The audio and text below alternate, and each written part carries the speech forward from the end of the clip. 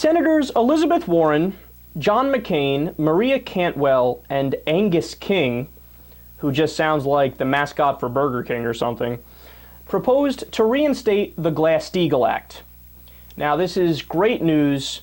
This piece of legislation is the single piece of legislation that if it was never repealed, which, by the way, it was in 1999, it would have prevented the Great Recession from being great.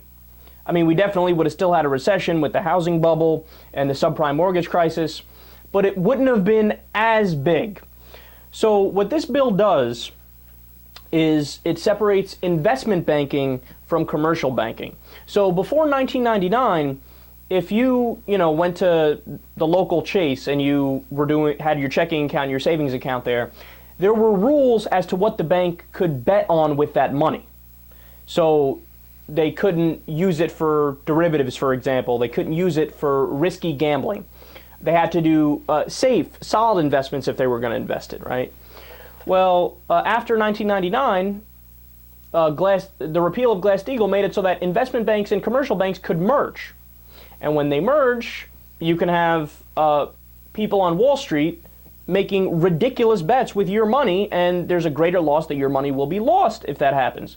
So to show you just how much merging was going on when they repealed Glass-Steagall, as of today, the top 0.2% of banks control nearly 70% of all banking assets. That wasn't the case before Glass-Steagall. And this bill actually goes even a little further than the original act. It would also bar commercial banks from some of the newer, more complex practices that became infamous in the wake of the recession. And two former chairmen of Citigroup, to show you just how not controversial this is and how common sense it is. Two former chairmen of Citigroup, Richard Parsons and Sanford Wheel, who once had a portrait of himself in his office called the Shatterer of Glass-Steagall.